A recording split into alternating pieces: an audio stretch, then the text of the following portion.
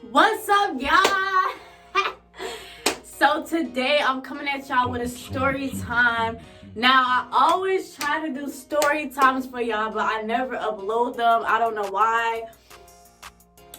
Maybe the stories just don't be coming out right. But today I'm coming with a story mother freaking time, okay? I'm coming with a story time, and that's just that on that.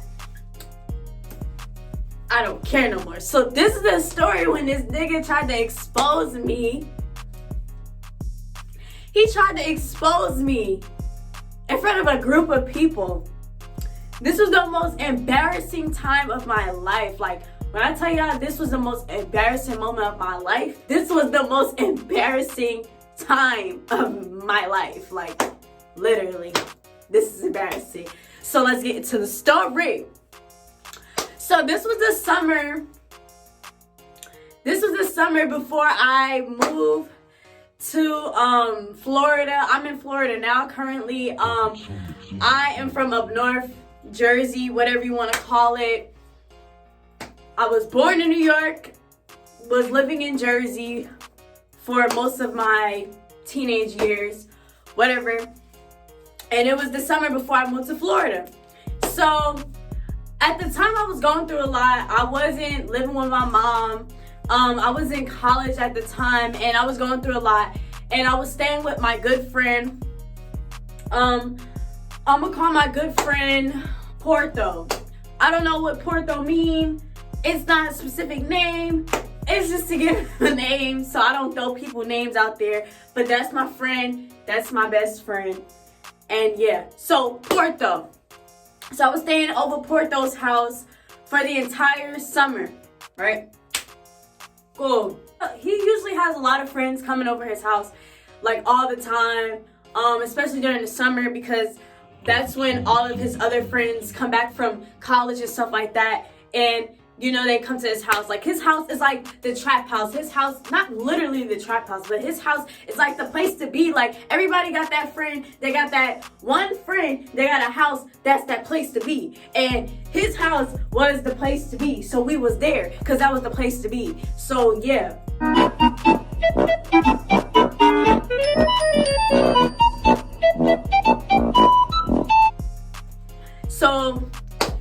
So one of his friends had bought this boy, and we gonna name the boy Potato Head. We gotta name the boy Potato Head. So yeah, that's his name. This is the boy. The story that it's about is about Potato Head, me and Potato Head. So basically Porto's friend brung Potato Head. I never seen Potato Head a day in my life. Don't know who Potato Head is. Don't know him from a can of paint. Literally, don't know him. He went to school with Porto, so they basically went to school together, and that was it. They wasn't close BFS or nothing. He just came over the crib, like you know how that goes. So I look at him, I'm like, oh, he's, he's kind of cute or whatever. But I didn't say too much. Knowing me, you can be cute, but I'm not gonna be on your body. Like, that's not how I am. 9 times out of 10, I'm not gonna be on your body off the rip, because I don't know you, and I don't want to look like a groupie or a thing. Like, I don't want to be on your dick too fast. Like, that's just how I am. Okay, you're cute. I'm gonna say that in my head. That's it. Keep it pushing. Turns out he ended up thinking that I'm cute before I can't even say too much. So he's like, ooh, who that? She's pretty. So I'm just like, oh, hey, like, what's up? Like, I'm Porto's friend. Cool. So, he started flirting with me. Potato Head really started flirting with me. Like, he just kept, trying to talk smooth. So they had brung liquor over the crib, and, it was a whole bunch of us. And we just wanted to get lit because it was the summer. So we were drinking and stuff, having a ball. We was all cool, and it was a whole bunch of us. And he had ended up spending the night at the house, but I don't know if I slept like in the same, like I didn't sleep in the same, it wasn't even a room. It was like we were in the basement and we just kind of like all slept on the couch or some shit. Like, it wasn't like on some like everybody slept in a different room. Like, it wasn't like that. It was just like we were all sleeping together in kind of like a way. I'm feeling Potato Head vibe, Potato Head feeling me, you know.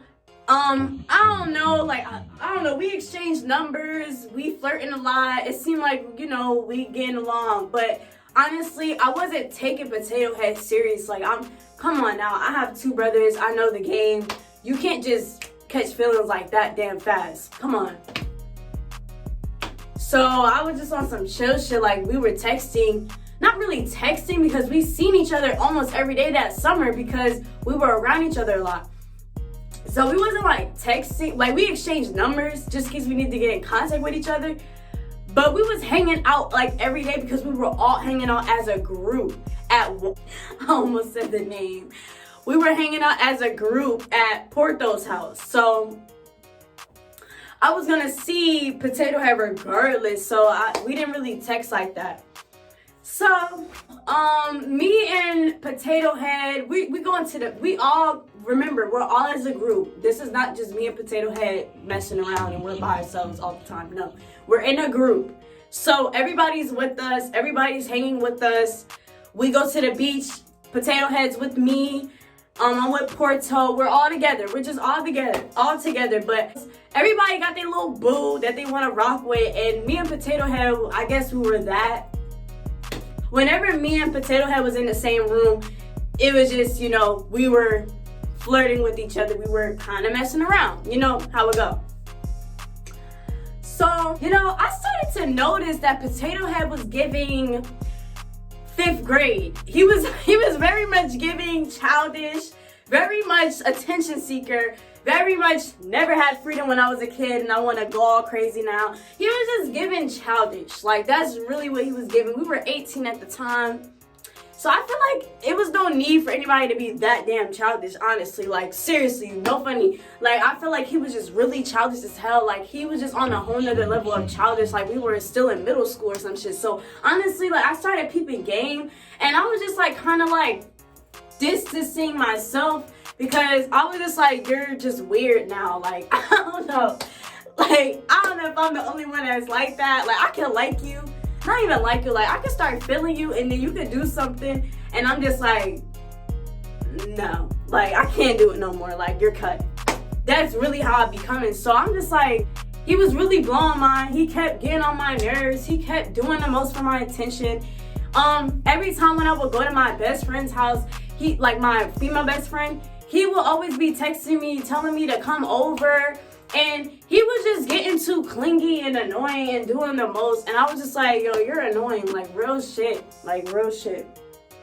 And also, I already knew this young man was messing with hella bitches. Like, I'm not stupid. I know young guys, they're not going to be talking to one girl, especially if they're not that ugly. Because guys can be ugly and still have hoes. But he wasn't even that ugly. He was cute. He was, you know, he was because I don't like over the top cute boys. I just like them in the middle.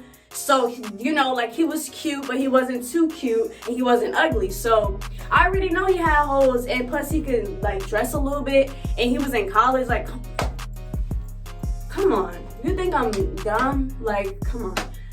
He was just getting on my nerves. I was just distancing myself. Like, I really wasn't paying that man no mind, really. Like, honestly, like when I would go to my best friend's house, he would be texting me and just annoying me, and I just started. I didn't tell him that he was getting on my nerves or he was doing too much. I was just more like distancing myself away. He kind of peeped that, so I think that's what upsetted him.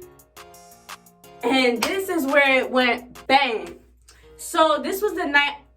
I cannot forget this night. This was 4th of July, yeah, I'm saying all the years and shit. That's too in depth. This was 4th of July. 4th of July. First of all, we missed the fireworks. That's number one. The whole day just canceled at this point. But you know, we still at my friend Porto's house. You know, he be having everybody over there. Like, it be like a whole bunch of us over there. It be deep all summer. So it's just a whole bunch of us. Like, so either way you look at it, even though we missed the fireworks, it did not matter because it didn't make or break our night because it was a group of us. And we had money. We all had jobs at the time. We wasn't rich or nothing, but like we could all pitch in for a bottle of liquor and turn up in the house. Like, it wasn't even that serious that we missed the fireworks. It really wasn't. So we chilling in the house, you know, we listen to music, we drinking. So I forgot like who said what, but I think my friend had said something, and then I had like responded, and then that's when Potato Head mad over there, cause he mad cause I'm not paying him no mind, because he's aggravating now, and I'm trying to low-key like distance myself away from him. So he basically tries to argue with me, go back and forth because it's a group of people, because he mad I'm not paying him no mind. So basically when I answer my friend question, he wanted to jump in the question and be like da-da-da. So I'm arguing back. Well, I wasn't even arguing with this man. I was just like, I just said something slick back. You know how females be, like we say something slick back but nothing too major. So I was just like, what? Da-da-da-da. Bro, as soon as I said that, he was like, that's why da-da-da-da-da. Oh my God. He said it in front of everybody. He told everybody that, like he went into details that me and him, and he's telling the whole fucking house, everybody in the house, what me and him did. Like, I felt like, I was like, oh. He basically exposes our personal business and tries to embarrass me. And I was embarrassed, even though like it's not nothing to really be embarrassed about, because they already knew that we were messing around and they were our friends. But still, I was embarrassed because I'm like, how dare you blurt out our business in front of a group of people? Some of the people that I didn't even know, they were some of your friends. And I feel like he was trying to like basically like embarrass me and humiliate me, because I don't pay him no mind no more. And he was low-key a little bit salty. He was being a little boy. Like I said, he was childish. He was really childish. So he gonna air out all of our business in front of everybody at the little get-together at Porto's house. And I'm just standing there in shock. And my friends, Porto is more of my friend. Porto is my best friend. You know, he just went to school with Potato Head. But when he don't even like Potato Head like that. Honestly, he doesn't. He just was letting him be there for the whole summer because, you know, like we were all together as a group, you know? But my friends were just like, I was like, because first of all, I didn't even tell my friends. One thing about me, I don't really kiss and tell. Like, I don't really sit there and tell my friends every little detail that me and a guy have going on. Like that, I feel like it's a boundary. It's a line you don't cross with that. Like, I don't tell my friends every little detail about the nigga that I'm messing with, or my boyfriend, or what happened between us in the bed, or what happened while we were arguing about this small situation. I don't tell people every little detail. Like, I don't.